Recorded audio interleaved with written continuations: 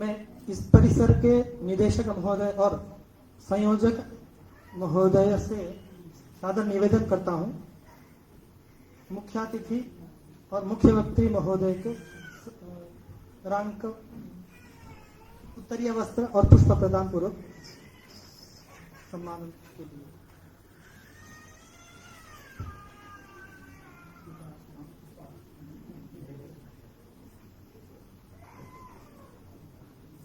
काशी हिंदू विश्वविद्यालय के संस्कृत धर्म विद्या विज्ञान संकाय के अध्यक्ष पूर्व अध्यक्ष महोदय प्रोफेसर कमलेश झा महोदय हमारे मध्य में मुख्य अतिथि के रूप में उपस्थित हैं।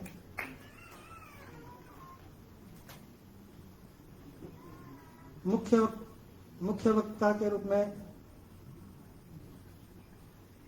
श्री लाल बहादुर शास्त्री राष्ट्रीय संस्कृत विश्वविद्यालय से न्याय विभाग के आचार्य प्रोफेसर विष्णुपद महापात्र महोदय, इनका भी उत्तरीय वस्त्र और पुष्प प्रदान पूर्वक स्वागतम।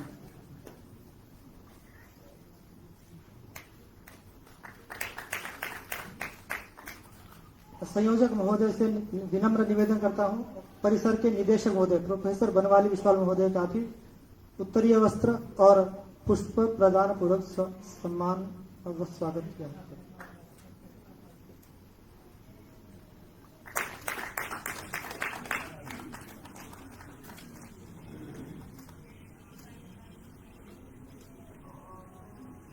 मैं सांदर्भिक धन्यवाद करता हूं।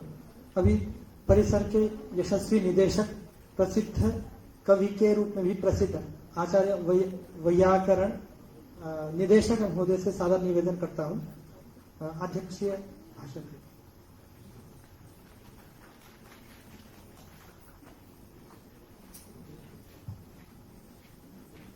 नीलाचल निवासाय नित्याय परमात्मने बलभद्र सुभद्राभ्याम जगन्नाथाय ते नमः। नूतन जलधर रुचये गोपवधूति दुग्ल चोराय नमः कृष्णाय तस्मै संसार महिर्भवस्य बीजाय। आज शिक्षक दिवस है। आज दिन भर हमारे छात्रों के द्वारा शिक्षक दिवस मनाया गया। शिक्षकों का सम्मान और पूजन किया गया। मैं समझता हूं यह जो सत्र है हमारा नव्य न्याय भाषा प्रतिपत्ति कार्यशाला की जो संपूर्ण सत्र है वो भी वही शिक्षक दिवस कार्यक्रम का एक अंग है। हम भी यहाँ मंचोपरी विराजमान सभी शिक्षकों का सम्मान करने के लिए समुत्सुक हैं, क्योंकि जो अन्य शास्त्र पढ़ा है और न्याय शास्त्र नहीं पढ़ा तो उनके सब न्याय शास्त्र पढ़ने वाले और जो आचार्य हैं, न्याय शास्त्र विद हैं, वो सब शिक्षक ही हैं, आचार्य हैं हमारे। अधित सर्वशास्त्र अनधित न्याय शास्त्र बालः, ऐसा कहा गया है। तो बाला नाम सुखोबोधाय जहां कहीं भी न्याय ग्रंथों में आया है, व्याकरण ग्रंथों में भी आया है।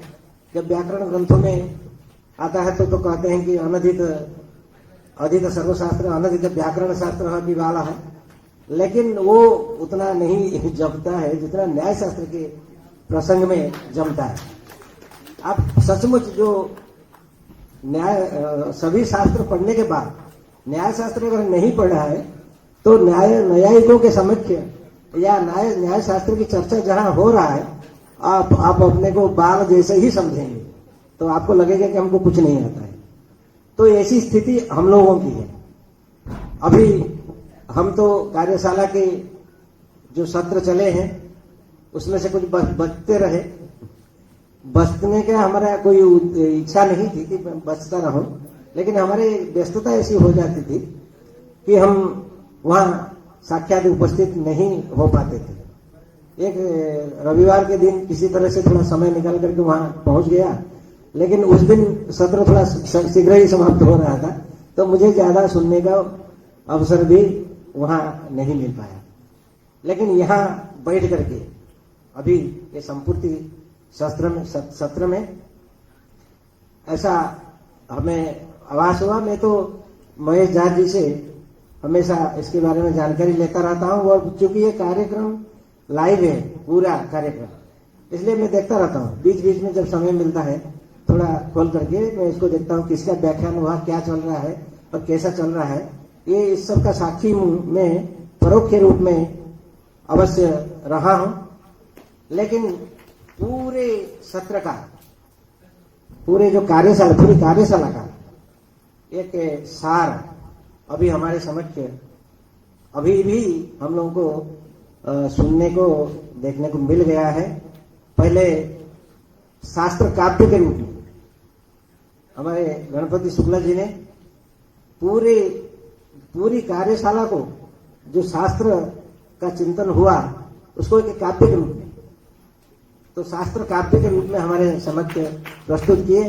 और हमारे विष्णुपद जी ने अभी इतने कम समय में इतने गंभीर विषय को इतनी सरलता से हमारे समक्ष रख रहे थे, तो उसी से हम अनुमान लगा सकते हैं इस कार्यशाला में जो प्रतिभागी थे उनको कितना लाभ हुआ होगा। वस्तुतः हम लोग इससे वंचित रह गए, लेकिन बहुत चिंता की बात नहीं, क्योंकि हम जब चाहेंगे इस कार्यक्रम को देख सकते हैं। हमारे पास ऑनलाइन जितने भी थे और यहाँ उपस्थित होकर के जितने लोग इस कार्यशाला का लाभ ले रहे थे, मुझे लगता है कि उसके कई गुना इससे लाभान्वित हुए हैं और आगे भी होंगे, क्योंकि ये एक प्रमाण के रूप में, एक अभिलेख के रूप में हमारे साथ अभी मौजूद है। हम कभी भी इसका उपयोग कर सकते हैं। शास्त्र रक्षा के लिए हमें बहुत सारे जो प्रकल्प करने हैं, वो एक अनायास हमारे पास एक प्रकल्प यहाँ हो गया है। मुझे लगता है कि ये जो विगत एक सप्ताह है, सदाशिव परिसर पूरे देश भर में अभी चर्चा में रही है इस कार्यशाला के कारण। आप कहीं भी फेसबुक को ही खोल दे तो आ जाता है, ये कार्यशाला का जो व्याख्यान है वो देखने को सुनने को मिल जाता है। इससे बड़ी उपलब्धि कुछ और नहीं हो सकती है। आज की जो मीडिया का युग है, इस युग में इस तरह की सीधा प्रसारण अगर शास्त्रार्थ की, शास्त्र चर्चा का हो रहा है, और इससे बड़ी सफलता किसी कार्यक्रम का नहीं हो सकता है। आचार्य कमलेश झा जी शुरू से लेकर के अंत तक इस कार्यशाला को उपकृत किया। वस्तुतः हम लोगों के ऊपर उनका बड़ा उपकार है। हमें बहुत चिंता नहीं हो रही थी, कोई आचार्य आ रहे हैं जल्दी जाएंगे या उनकी ट्रेन है या फ्लाइट है, उसकी चिंता नहीं हो रही थी, क्योंकि आचार्य हमेशा वहां मौजूद रहते थे। केवल वो पुरी में थे ऐसा नहीं है, ऐसा कोई भी सत्र नहीं होगा मैं जहां उनको नहीं देखा हूं, और वहां कुछ व्याख्यान देते हुए या शास्त्रार्थ करते हुए नहीं देखा हूं, ऐसा कोई भी सत्र नहीं गया। महेश झा जी मुझे पहले ही दिन बता दिए थे कि आचार्य जी जो शुरू में सभी पदार्थों को इतना स्पष्ट कर दिए प्रतिभागियों के समक्ष, आगे जो भी आचार्य आएंगे और इस ग्रंथ को पढ़ाएंगे तो उनको समझने में प्रतिभागियों को कोई भी कठिनाई नहीं होगी। वस्तुतः वही स्थिति रही, उनकी शैली ही ऐसी है। यहाँ जब बात कर रहे थे तभी जो उद्घाटन सत्र में, चाहे यहाँ इतनी स्पष्टता है, जिनके वक्तव्य में इतनी स्पष्टता है, उनकी शास्त्र अध्यापन में भी उतनी ही स्पष्टता होगी, क्योंकि जो आपका मस्तिष्क है वो कैसे चलता है वो आपकी बातों से पता लग जाता है। आपकी बात ही बता देता है आपके अंदर कितनी स्पष्टता है। ये हम लोग इनकी बात को सुनकर के ही ये समझ पा रहे थे कि कितनी स्पष्टता से आप लोगों के समक्ष वो विषय प्रस्तुत किए होंगे और आप कितना लाभान्वित हुए होंगे। और विष्णुपद जी के बारे में स्वयं आचार्य ने जो बता दिया वो सबसे बड़ा प्रमाण पत्र है वो उनके लिए, तो इसलिए उनके बारे में बहुत कुछ नहीं कहना, वो तो भविष्य में है, आगे भी बहुत कुछ हमें देने वाले हैं। और मुझे जो कुछ थोड़ा बहुत श्रेय मिल रहा है इस कार्यशाला के माध्यम से, वो मेरा पुण्य ही समझिए, मेरा उसमें कोई कर्तृत्व नहीं है। मनुष्य को जो श्रेय मिलता है हमेशा अपने कर्तृत्व के कारण नहीं मिलता है। हम कुछ करते हैं श्रेय मिलता है, ऐसा नहीं है।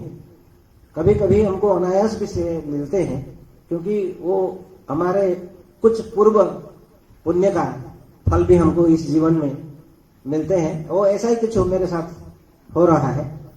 तो इस कार्यशाला का श्रेय मैं नहीं लेना चाहता हूं। ये कार्यशाला का श्रेय, पूरा संपूर्ण श्रेय, वो तो राष्ट्रीय अनुसंधान परिषद, भारतीय दार्शनिक अनुसंधान परिषद के जो सदस्य सचिव हैं आचार्य सच्चिदानंद मिश्र जी, उनको पूरा श्रेय जाता है। क्योंकि जो आर्थिक पक्ष होता है वही सबसे बड़ा पक्ष होता है। हम कोई आयोजन बिना अर्थ के नहीं कर सकते। हमारे पास संसाधन है, हमारे पास छात्र शक्ति है, अध्यापक शक्ति है, सभी है, लेकिन बिना संसाधन के हम कहाँ कर पाते हैं। कुछ अर्थ ये नहीं मिलता है तो नहीं कर पाते हैं। हम भी पहले भी हम यही रहे। तो जब कहीं कुछ ऐसे, हमारे विश्वविद्यालय भी समर्थ है, हम अगर ऐसा मांग करेंगे ऐसे कार्यक्रम के लिए, हमारे विश्वविद्यालय भी हमें दे सकता है, तो ये हमारे लिए एक मार्ग प्रशस्त हो रहा है। कुछ हमारे अन्य विद्या शाखाओं के आचार्य भी हमसे चर्चा कर रहे थे कि हम भी कुछ करना चाहते हैं। देखिए, ये जो कार्यशाला हुई, ये अन्य हमारे विद्या शाखाओं के आचार्यों के लिए एक प्रेरणा स्रोत बना है। अभी बहुत लोग हमारे विद्या शाखा चाह रहे हैं कि हम भी ऐसे कुछ करें। तो इसका कारण क्या है? जब कुछ कार्यक्रम आप सफलता कर जाते हैं और उतना प्रसार इसका हो जाता है, तो दूसरे लोग भी चाहते हैं कि हम भी हमारे विद्या शाखा में, हमारे विभाग में हम ऐसा कार्यक्रम करें। कुछ चर्चा कर रहे थे, हमने कहा कि कुछ दर्शन के विषय के लिए तो वो ये संस्था देती है, तो दर्शन से रिलेटेड कुछ करेंगे तो ये भी देगी, लेकिन यूजीसी भी देती है और हमारे विश्वविद्यालय कोई इतना कमजोर नहीं है और दे रहा है। हम बस लेने की बात है। हम ऐसा प्रस्ताव भेज नहीं रहे हैं। हम भेजेंगे तो सारी विद्या शाखाओं में ऐसा कार्यक्रम हो सकता है और हम आगे करना चाहेंगे। और जो श्रेय की बात कह रहा था, वो महेश झा जी को, हमारे परिसर के पक्ष से अगर किसी को श्रेय जाना है तो महेश झा जी को, आचार्य महेश झा जी, जो न्याय विद्या शाखा के अध्यक्ष हैं और समन्वयक हैं। जो समन्वयक कैसे बने, ये इसका उदाहरण पेश किए। एक अच्छा उदाहरण इन्होंने पेश किया। इतना समन्वय, जो समन्वयवाद है, वो पूरा इनके कार्यशैली में दिख रहा था। हमें कहीं ऐसा नजर नहीं आया। भोजन, आवास इत्यादि, अब भोजन की बात तो कहें, ये तो मुझे नहीं लगता है कि हम भी बहुत जगह जाते हैं, बहुत कार्यशालाओं में, संगोष्ठियों में जाते हैं, लेकिन जितनी व्यवस्थित शैली से यहाँ हम सभी को वो भोजन करा रहे थे, और उसका कोई अन्य उदाहरण विरल ही देखने को मिलेगा, देखने को नहीं मिलेगा ऐसा कहना ठीक नहीं है।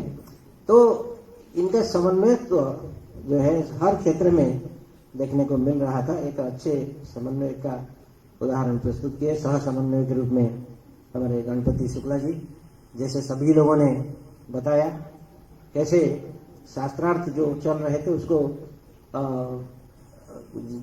जो गुरुजी पढ़ा रहे थे उसको कैसे स्पष्ट से स्पष्टतर करने के प्रयास बीच बीच में करते रहे, उसका हम लोगों को सुनने को मिला है। और दर्शन विद्या शाखा के आचार्य गौरप्रिया दास जी, उनकी चर्चा भी आचार्यों ने अभी किया है।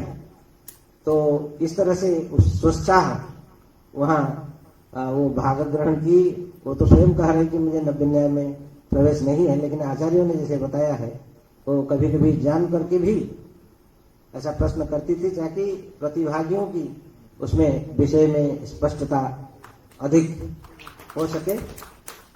और किशोर जी जो है भविष्णु है, वर्धिष्णु है, और शांत और विनय है, और विद्या में इनका अच्छा प्रवेश है।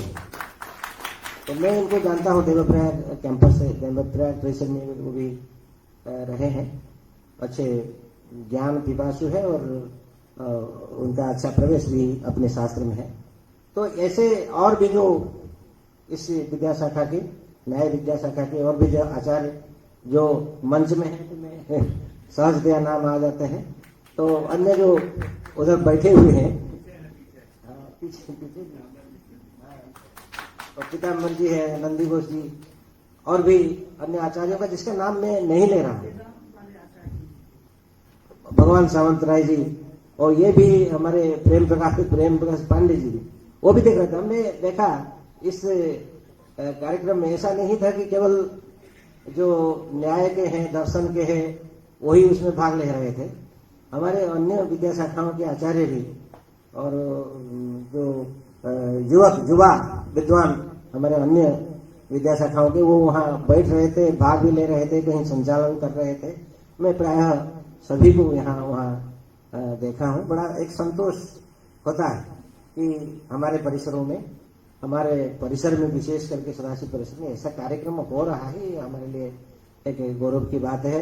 और जैसे कुछ प्रतिभागी कह रहे थे कि और ऐसे कार्यशालाएं यहाँ हो, मुझे लगता है कि यहाँ होंगी, ऐसी कार्यशालाएं और होंगी यहाँ, क्योंकि वो वही भारतीय अनुसंधान, दार्शनिक अनुसंधान परिषद भी ऐसा जहाँ देता है, एक बार नहीं देता है, वो देने लगता है तो देने लगता है, बस लेने की बात है।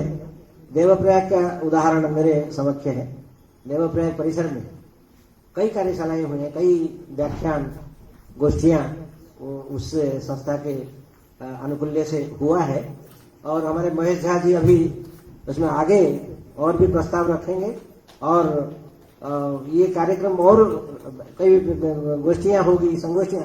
एक्चुअली ये कार्यक्रम में उन्होंने कई कार्यक्रम रख दिया है महेश झा जी ने। ये है चतुराई होती है समन्वय की।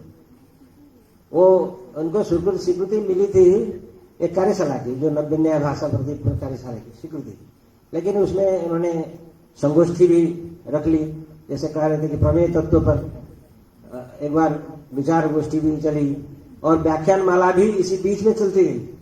भाई जितने विद्वान आ रहे हैं वो ग्रंथ पढ़ा रहे हैं, वो ग्रंथ तो पढ़ा सकते हैं, लेकिन उतनी उनकी जो विशेषता और कहीं है, उनकी अन्य विशेषता का लाभ कैसे लिया जाए, वो महेश झा जी उसके लिए ये किए। तो उसी विषय पर क्योंकि बीच बीच में अन्य विषय में उनका व्याख्यान का लाभ भी हम प्रतिभागियों को देंगे। और इतना व्यस्ततम कार्यशाला सुबह से लेकर शाम तक चलती गई। ये 6 बजे तक, 6:30, कभी 7 बजे तक भी ये कार्यशाला चलती गई। ये है, अगर सभी लोग विद्या में रस ले रहे हैं, आनंद ले रहे हैं, वो उसी का प्रतीक है। जब आप भार समझ में कोई इतने देर नहीं बैठेंगे, तो न्याय जैसे विषय को इतने रस ले करके और इतने देर तक बैठ करके प्रतिभागी सुन रहे हैं, उसमें चर्चा कर रहे हैं, ये हमारे लिए बहुत एक सफलता का ये प्रतीक है, लक्षण है।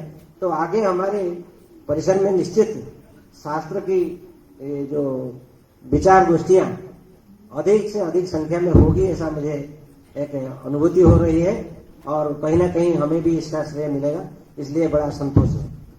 अधिक नहीं बोलना है, आप लोग सब उब चुके हैं। 7 दिनों में बहुत कुछ पा लिए हैं, तो हमें देने के कुछ नहीं है, लेकिन हम अपने जो अपनी अभिव्यक्ति को व्यक्त किए बिना कैसे रहेंगे, तो इसलिए मुझे ये सब बोलना पड़ रहा है। फिर अन्य प्रसंगों में बोलेंगे, वहां भी देखिए जो प्रतिभागी आए हैं वो केवल विद्या शोधार्थी नहीं है, वो अनेक आचार्य भी, प्रतिष्ठित विश्वविद्यालयों की आचार्य हैं। और मेरे BHU से सिद्धिदात्री जी, और भी मैं जिसका नाम नहीं ले रहा हूँ, मत्स्य जी की, LBS से भी अनेक जो आचार्य तो व्याख्यान दे के गए हैं प्रतिभागी के रूप में। हमारे अन्य महाविद्यालयों से, विश्वविद्यालयों से भी प्रतिभागी आए हैं, और ऑनलाइन भी कितने विद्वान इसमें जुड़े हैं। आप सभी का मैं अपनी परिसर की ओर से एक बार आभार व्यक्त करते हुए अपनी वाणी को विराम देता हूँ। धन्यवाद।